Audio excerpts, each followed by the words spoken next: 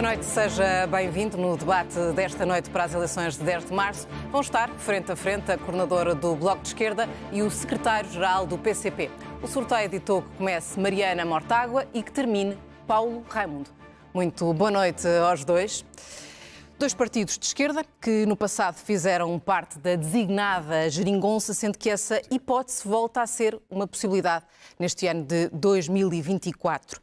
Mariana Mortágua, na sexta-feira, Pedro Nuno Santos começou por apelar ao voto útil no PS, tal como o Partido Socialista já o tinha feito no ano de 2022. E a pergunta é igual para os dois, na verdade. Vê esse discurso de Pedro Nuno Santos como uma deslealdade, uma vez que, para governar, pode precisar quer do Bloco de Esquerda, quer do PCP? Boa noite Paulo Raimundo. Na verdade, não se trata de ser uma deslealdade ou não. É simplesmente falso o que Pedro Nuno Santos disse. Pedro Nuno Santos diz que a condição para derrotar a direita é uma maioria do Partido Socialista. Ora, é factualmente falso, porque em 2015 o Partido Socialista não teve uma vitória, não teve uma maioria, e houve uma maioria que derrotou a direita, e quem foi determinante para essa maioria foram os partidos à esquerda do Partido Socialista. O Bloco de Esquerda foi um desses partidos. E foi a força do Bloco de Esquerda nesse momento, como outras forças de esquerda, que permitiu constituir uma maioria que derrotou a direita. Que Pedro Nuno Santos, depois de uma maioria absoluta, que deixou o país numa crise social, numa crise política, com um governo que se demitiu com muito poucas condições para continuar a governar, venha fazer o mesmo apelo esfarrapado a uma maioria absoluta, uma nova maioria absoluta do Partido Socialista, é espantoso e é incompreensível. E é muito importante que isto fique claro.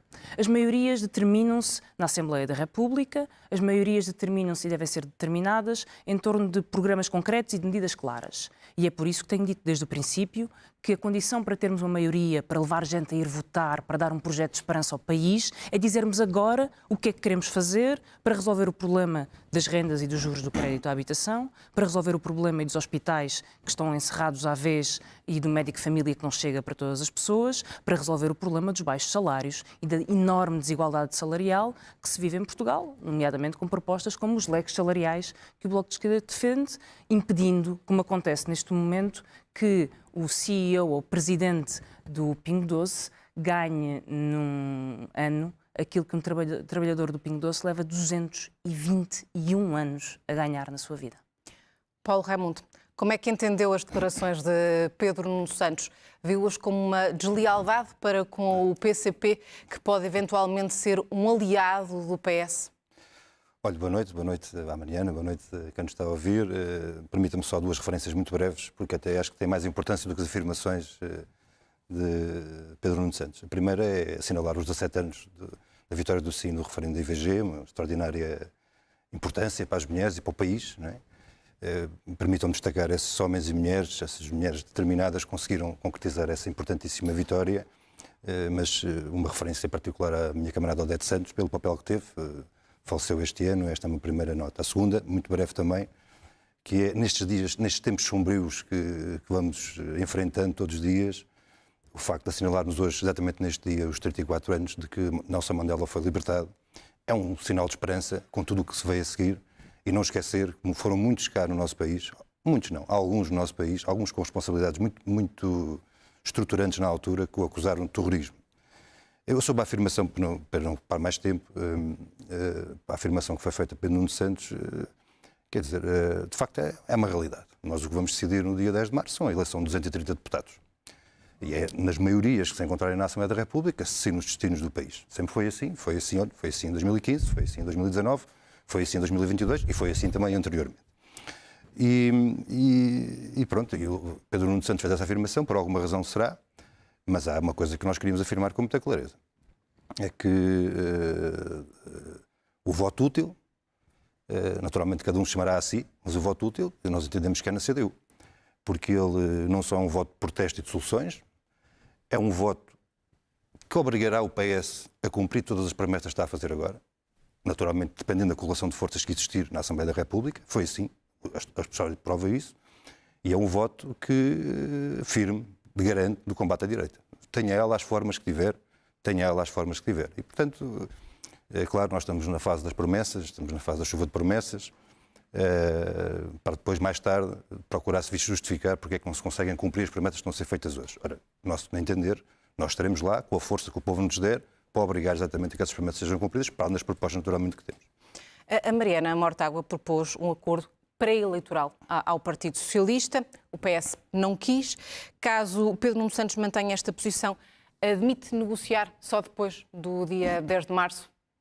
Bom, o que eu defendo é toda a clareza antes das eleições. Eu acho que as pessoas, quando vão votar, devem saber o que é que as espera no dia a seguir das eleições. Não devem esperar para as eleições para saber se o salário mínimo vai aumentar e se vai ser possível que as rendas continuem a aumentar como têm aumentado, se vai ou não vai haver uma solução para os juros do crédito à habitação. E é por isso que tenho defendido essa clareza, porque acho que ela é uma questão de lealdade e transparência para com os eleitores, mas mais do que isso, acho que é uma condição de mobilização ao voto. Nós queremos falar a todo o eleitorado que não quer um governo de direita, que sabe que a direita é regressão, que não tem qualquer tipo de resposta para o país, mas queremos falar a esse eleitorado dizendo: temos as respostas, sabemos como é que conseguimos colocar um médico de família nos hospitais, temos um programa de exclusividade, sabemos quanto custa e o que é preciso fazer. Temos as respostas, sabemos como é possível subir os salários médios em Portugal, sabemos como é possível regular o trabalho em plataformas, sabemos como a emergência de novas plataformas digitais, por exemplo, tem trazido novas formas de precariedade para o mundo do trabalho que têm que ser combatidas. E nós queremos combatê-las, acabando com a precariedade que as plataformas introduzem e querendo regular, obrigando as plataformas a fazer contratos com quem trabalha. Queremos resolver a vida das 800 mil pessoas que trabalham por turnos em Portugal. 800 Mas como mil. é que avalia o silêncio do Partido Socialista? Eu penso que esse silêncio, na verdade, fala apenas sobre o Partido Socialista. Eu acho que essa clareza é devida aos eleitores e essa clareza mobiliza o voto e mobiliza o voto para uma maioria. Nós devemos por transparência e devemos porque queremos mobilizar toda a gente, porque queremos dizer às pessoas em Portugal que temos soluções e que, portanto, os partidos que têm a responsabilidade de encontrar soluções, como encontraram no passado, devem saber onde é que se entendem e devem encontrar soluções para poder dizer às pessoas o que querem fazer em cada área. E há uma das áreas em que há muito para fazer. O Paulo Raimundo lembrava, hoje comemoram-se 17 anos do referendo pela despenalização do aborto. É uma vitória de todas as mulheres em Portugal, uma vitória da dignidade, da liberdade. Mas não esquecemos que hoje o aborto, por exemplo, a interrupção voluntária da gravidez, não está garantida em uma boa parte dos hospitais em Portugal. É um direito que está consagrado na lei, que foi referendado e que foi uma vitória, mas não nos basta celebrá-lo. É muito importante celebrá-lo porque nos lembremos sempre que não há direitos garantidos para sempre, eles são uma permanente disputa, uma permanente luta, mas há muitas mulheres que não conseguem ter acesso à interrupção voluntária da gravidez porque o SNS não dá resposta. E é para dar resposta que é preciso haver clareza no que se quer fazer para o país. E por isso apresentamos um programa e soluções, com uma certeza de que um programa para resolver as coisas mais importantes do país terá de resolver estas questões: a saúde, a habitação, a educação, tantos alunos sem professor e também os salários. Paulo Raimundo, ontem disse que não será por falta do PCP que haverá instabilidade na República, dando a ideia de que viabiliza um governo do Partido Socialista. Mas também disse que o Partido Socialista roubou grande parte das bandeiras do PSD e que atualmente nada distingue estes dois partidos. Não há alguma contradição nestas duas afirmações? Não, ainda bem que me dá essa oportunidade. Se houver alguma contradição, vamos procurar clarificá-la agora. A primeira questão é: a nossa história fala por nós, não é? E nós nunca faltamos. Nada que fosse positivo, quer a tomar a iniciativa, quer a fazer a proposta, quer a convergir, nada que fosse, tudo o que fosse positivo contou com o compromisso, com o apoio e com o contributo do PCP e da CDU. Essa é a primeira questão. Foi assim, a história demonstra isso. Aliás, se quisermos retomar de forma mais gráfica esse contributo decisivo que demos, recuemos a 2015, né, naquela noite eleitoral, com o papel que tivemos determinante de abrir um caminho novo que tombou completamente o tabuleiro.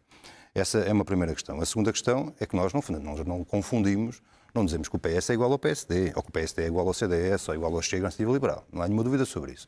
O problema não é as diferenças em que eles têm, e que têm muitas, algumas de fundo. O problema é quando eles se assemelham, Eu identifiquei. Olha, opções sobre interesses dos grupos económicos. O PS avança, o PSD não falhou à chamada. Olha, a resolução do Banif, do Novo Banco. PS identificou, PSD não falhou à chamada. Foi nesse sentido. E há uma questão grossa, onde nenhum deles falha à chamada, que sabemos por experiência própria, tem a ver com uma coisa chamada legislação laboral.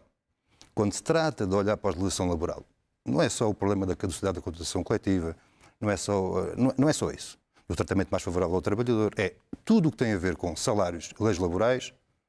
Veja-se as votações, veja-se as posturas. É nesse sentido que nós dizemos que, quando é preciso, naquilo que é grosso, naquilo que faz a vida, determina o caminho da vida, PS e PSD estão unidos nesse ponto de vista. E daí é que eu disse, e volto a dizer, porque é uma verdade, não há como, é um facto, não a inventei, é um facto. O PSD nunca falhou à chamada e o PS, de facto, roubou-lhe as bandeiras. Mas há uma outra questão que foi aqui colocada e parece-me que tem uma certa importância, que é o Partido Socialista é o Partido Socialista. O Partido Socialista é o Partido Socialista destes últimos 2 anos, que se apanhou com a maioria absoluta, como foi aqui afirmado. E com a maioria absoluta, com o poder nas mãos, com um governo, com uma maioria absoluta na Assembleia da República, com condições de governação e até com dinheiro, as opções que tomou foram as opções que tomou, não foram outras. Foi as opções que tomou. Mas olhando portanto, precisamente para esse legado que está a sublinhar Paulo Raimundo, é aí que eu ia chegar. Tendo em conta tudo o que aconteceu, admite um acordo por escrito com o Partido Socialista? É aí que eu ia chegar. E, portanto, a opinião que temos é que a única forma, a única condição de obrigar o Partido Socialista a vir a posições positivas, a soluções para o país, na saúde, na habitação, na precariedade, olha, na legislação laboral, quer dizer, não há nenhuma possibilidade de avançarmos, seja o que for, se não alterarmos as leis laborais. A única forma disso acontecer é constituir uma maioria na Assembleia da República, no nosso entender, com mais força, mais votos e mais deputados da CDU, que obriga o PS a vir.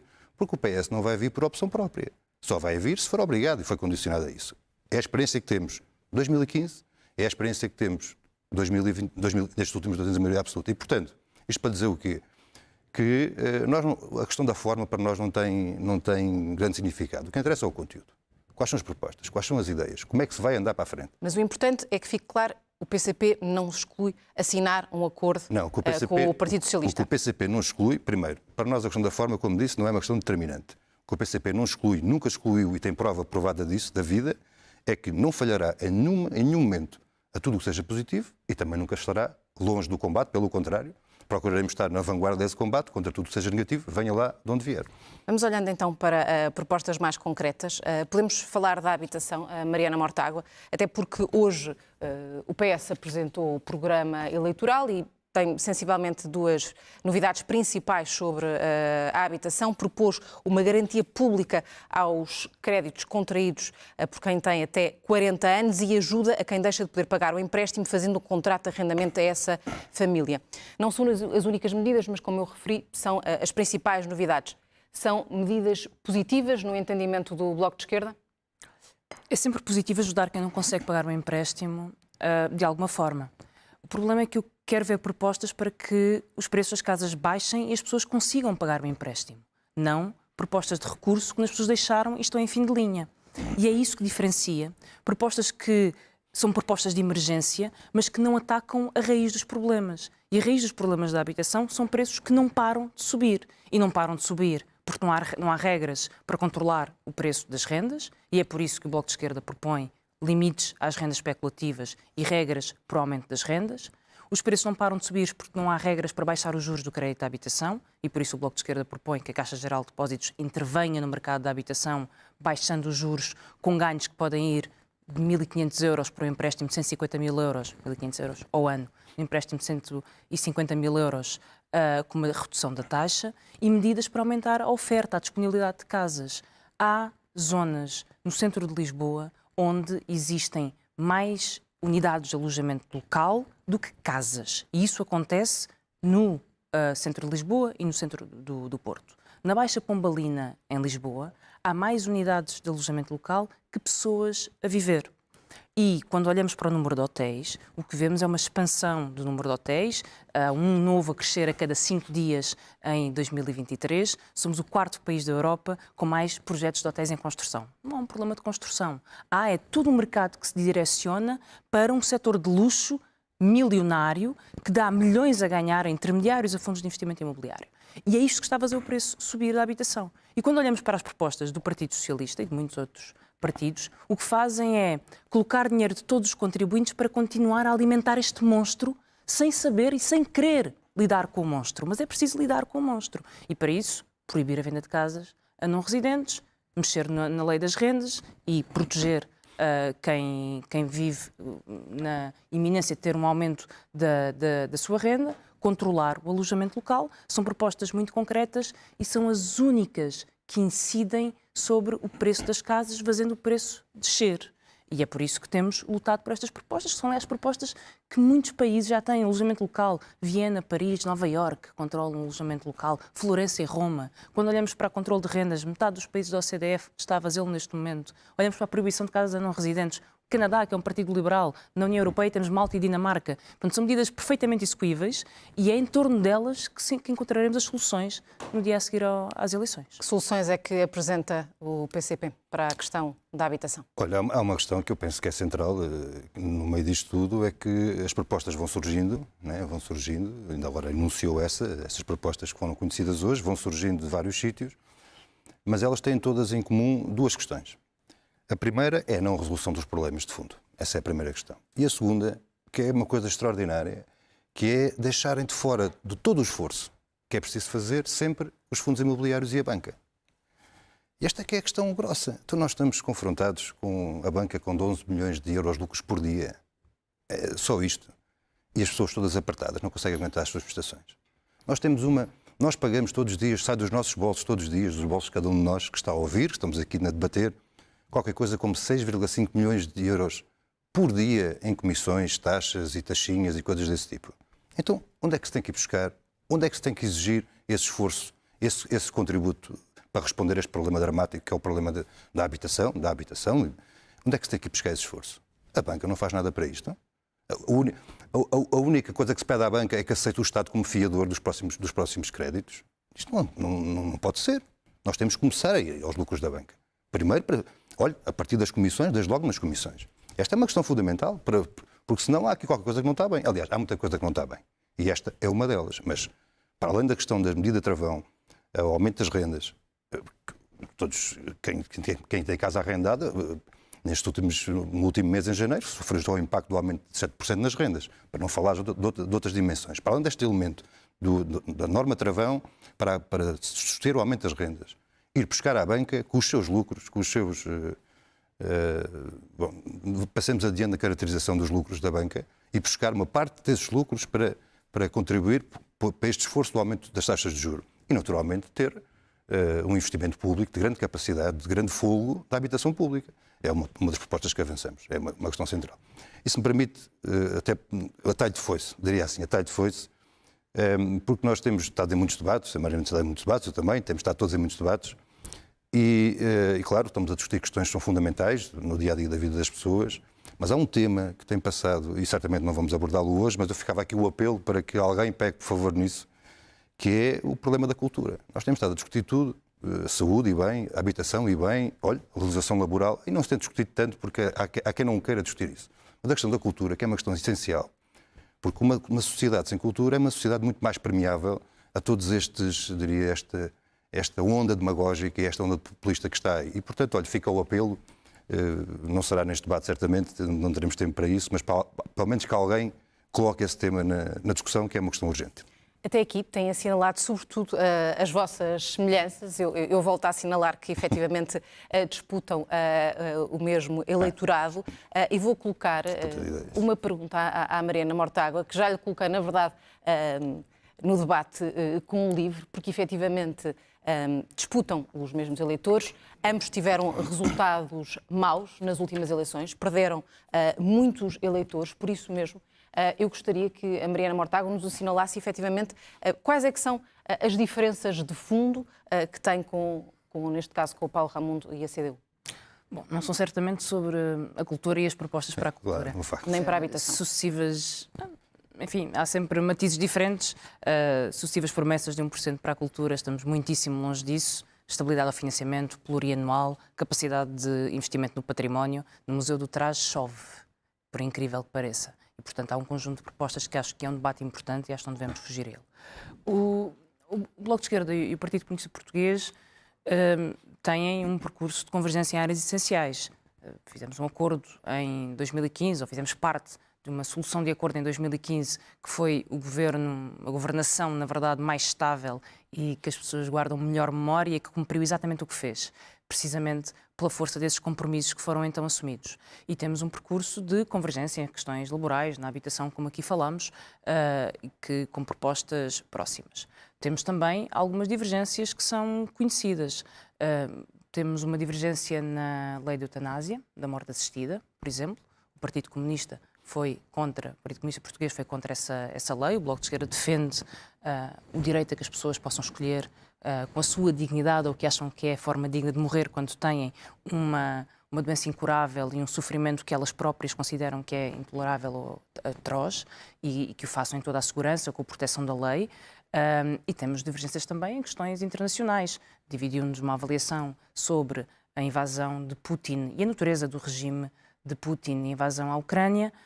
Divide-nos também considerações diferentes no campo internacional sobre precisamente a natureza dos regimes da China e de Angola, por exemplo, onde vigorou e mandou uma oligarquia, na verdade uma cleptocracia no caso angolano, que o Bloco de Esquerda denunciou ao longo de toda a sua história e que usou Portugal como uma lavandaria de dinheiro que foi roubado ao povo de Angola por uma elite, uma clique de generais e que entrou por aí adentro no sistema bancário português e nós sempre denunciamos a natureza desse regime e os seus negócios em Portugal.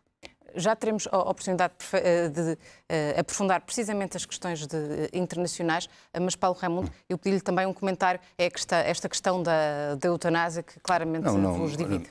Eu acho que fez uma referência que eu percebo, estamos neste debate e portanto eu percebo que estamos a disputar. Acho que nós não estamos a disputar, nós estamos a trocar opiniões, ideias programáticas, umas convergem, outras divergem, é mesmo assim, e estamos a construir, estamos todos a construir, resultados também eleitorais, é isso que estamos a fazer desse ponto de vista e, portanto, eu não punha a coisa nesses termos de... Nós saímos daqui do debate e vai alguém dizer que houve um ganho ou houve outro que perdeu. Eu não acompanho essa linha de raciocínio, mas essa é a primeira questão. Sobre as questões mais concretas, eu acho que nós não... É como a Mariana afirmou, estou perfeitamente de acordo, nós convergimos em muita coisa, divergimos em outras, certamente. Olha, divergimos da forma como cada um de nós, cada partido, olha para o projeto europeu, certo, divergimos sobre esta ou sobre aquela matéria, mas as questões concretas que colocou, que eu penso que essa é a questão que vale a pena falar, certamente que a Mariana Mortágua, nem quem nos está a ouvir, certamente que que saberá que nós não temos nada a ver com as negociatas de Angola, ou de Moçambique, ou dos Estados Unidos, ou de Canadá, ou coisa do tipo. Primeira questão. A segunda questão, que é uma questão mais delicada, mais profunda, tem a ver com as questões de eutanásia. De facto, nós temos uma situação muito complexa. Nós acompanhamos a sensibilidade da questão e as preocupações legítimas das pessoas, de todos nós, sobre esta matéria. O que é que nós entendemos? Entendemos é que é uma situação muito complexa. É neste quadro que nós estamos a discuti-la, não é noutro quadro. É nesta sociedade que nós estamos a discuti-la, não é noutra sociedade, e que levanta um conjunto de dificuldades e problemas que podem ter efeitos perversos. Esta é a nossa preocupação. Nós não paramos a nossa reflexão sobre a matéria. Estamos disponíveis, aliás, vamos ter que continuar a nossa reflexão sobre a matéria, até porque ela não teve desenvolvimento, como sabemos, do ponto de vista legislativo, portanto vamos ter que voltar a ela. Portanto, nós não damos isso por encerrado, no sentido de continuar a nossa reflexão sobre essa questão, é uma questão fundamental. E não sei se nós... Eu acho que aquilo que nós precisamos neste momento, a todos, era de nos concentrarmos todos na questão decisiva que se coloca no ponto de vista internacional, que é como é que nós vamos, as forças da paz, como é que elas vão aguentar a paz perante este apelo permanente à guerra, permanente ao ódio. Esta que é a grande questão que se coloca-se no caso da Ucrânia e coloca-se no caso da Palestina, que nos temos cruzado várias vezes nessas ruas fora, nessa causa justíssima do massacre do povo palestiniano. Estando ambos completamente contra a NATO, Mariana Mortágua, de que forma é que deve Portugal e também a União Europeia preparar-se para um eventual escalar do conflito na Ucrânia? Bom, nós desde o início que temos dito que a União Europeia precisa ter uma voz própria. E precisa ter uma voz própria em matéria geopolítica, se assim quisermos, e precisa ter uma voz própria em matéria de cooperação para a defesa. E por isso sempre dissemos que a resposta e a União Europeia se devia organizar e os vários países deviam organizar os seus sistemas de defesa em cooperação, ao invés de servir projetos geopolíticos que não são os projetos da União Europeia. E no caso da Ucrânia foi muito visível, em que a União Europeia deixou de ter uma voz própria, perdeu uma voz própria que era essencial.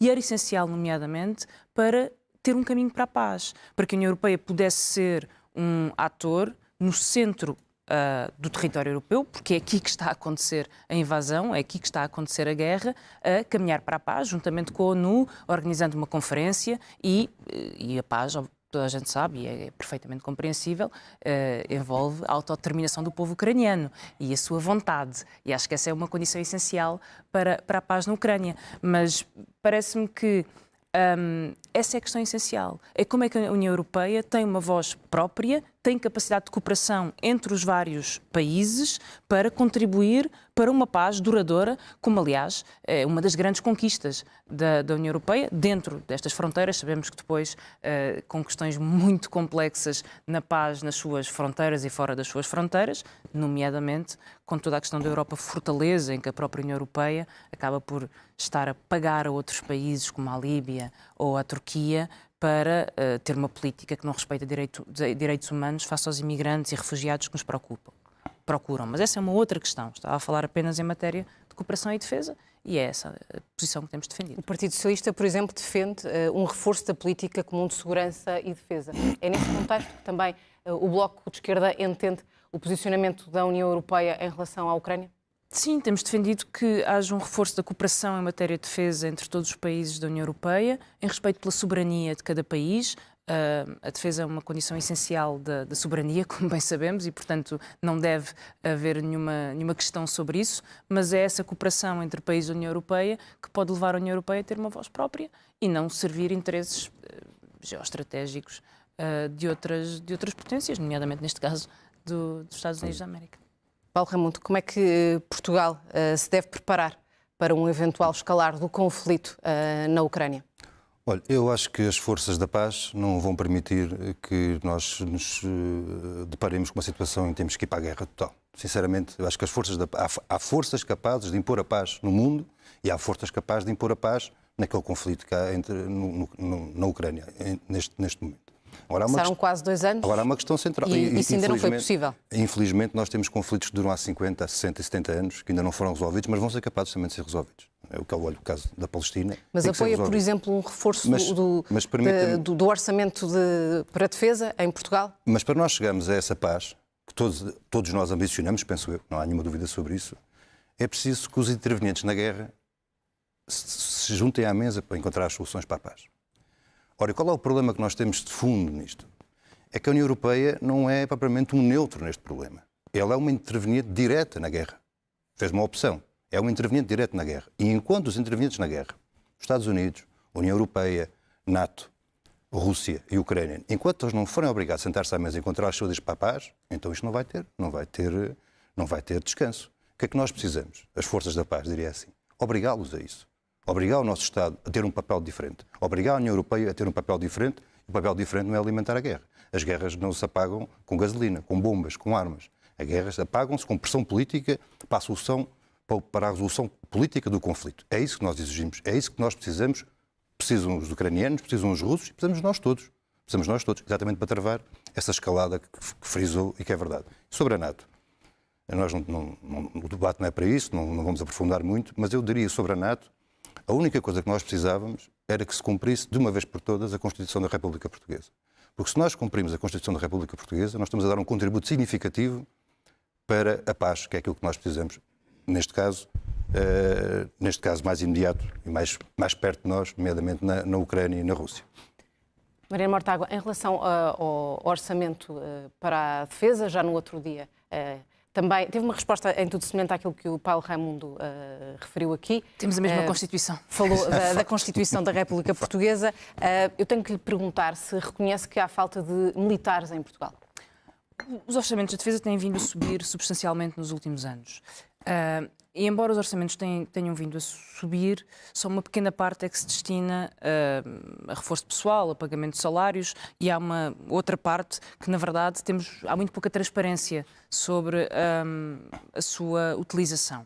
E na verdade, há um assunto que me preocupa, e as notícias têm alimentado essa preocupação.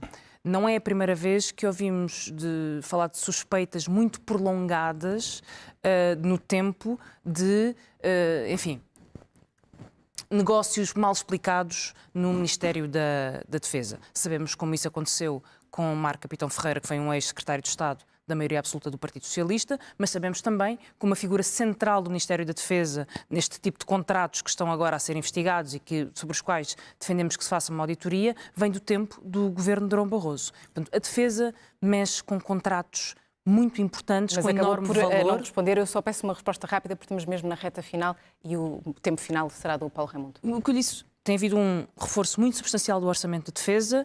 Eu acho que é preciso muita transparência sobre como é que Portugal está a gastar esse dinheiro, em que é que está a gastar esse dinheiro. E uma auditoria ao Ministério da Defesa neste momento é essencial, até pelas notícias que temos. Portanto, não me quer responder se faltam militares em Portugal. Eu penso que é necessário termos transparência sobre essas contas e cooperação a nível europeu, como já defendi no passado. Paulo Raimundo, o minuto final é seu. Não, olha, colocava-lhe também esta mesma questão. Essa questão, naturalmente, vamos lá ver, há várias questões em torno das questões da defesa que era preciso mais tempo para nós aprofundarmos.